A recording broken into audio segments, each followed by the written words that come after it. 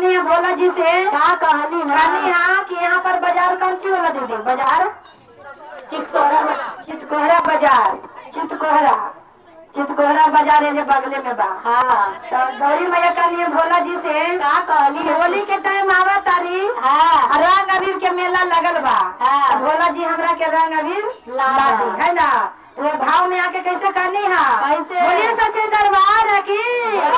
अरे रंगावाया बीरावा के लगल बाबा जारे आए भोला जी जय हो रंगावाया बीरावा के लगल बाबा जारे आए भोला जी ए गोला दे पे चाकारे आए भोला जी ए गोला दे पे चाकारे आए भोला जी रंगावाया बीरावा के लगल बाबा जारे आए भोला जी अरे रंगावाया बीरावा के लगल बाबा जारे आए भोला जी ए गोला दे पे चाकारे आए भोला जी ए गोला दे पे चाकारे आए भोला जी ए गोला दे पे चाकारे आए भोला जी ए गोला दे पे चाकारे आए भोला जी अरे रंगावाया बीरावा के लगल बाबा जारे आए भोला जी अरे रंगावाया बीरावा के लगल बाबा जारे आए भोला जी ए गोला दे पे चाकारे आए भोला जी ए गोला दे पे चाकारे आए भोला जी ए गोला दे पे चाकारे आए भोला जी ए गोला दे पे चाकारे आए भोला जी अरे ए गोला दे पे चाकारे आए भोला जी ए गोला दे पे चाकारे आए भोला जी अरे के ना खारा बे गाले बारे बारे जाटावा के ना खारा बे गाले बारे बारे जाटावा अरे के ना खारा बे गाले बारे बारे जाटावा के ना खारा बे गाले बारे बारे जाटावा अरे के ना खारा बे गाले लाले रे लहंगावा ये भोला जी अरे के ना खारा बे गाले लाले रे लहंगावा लागे भोला जी ये गोला दे पे चाकारे आए भोला जी ये गोला दे पे चाकारे आए भोला जी ये गोला दे पे चाकारे आए भोला जी ये गोला दे पे चाकारे आए भोला जी आज रंगावाया बीरावा के लगल बाबा जारे आए भोला जी अरे रंगावाया बीरावा के लगल बाबा जारे आए भोला जी ये गोला दे पे चाकारे आए भोला जी ये गोला दे पे चाकारे आए भोला जी ये गोला दे पे चाकारे आए भोला जी ये गोला दे पे चाकारे आए भोला जी अरे के ना कारा बे गाले बारे बारे जाटावा के ना कारा बे गाले बारे जाटावा के ना कारा बे गाले बारे बारे जाटावा के ना कारा बे गाले बारे बारे जाटावा अरे के ना कारा बे गाले लाली रे चुदारे आए भोला जी अरे के ना कारा बे गाले लाली रे चुदारे आए भोला जी आज के ना कारा बे गाले लाली रे चुदारे आए भोला जी ये गोला दे पे चाकारे आए भोला जी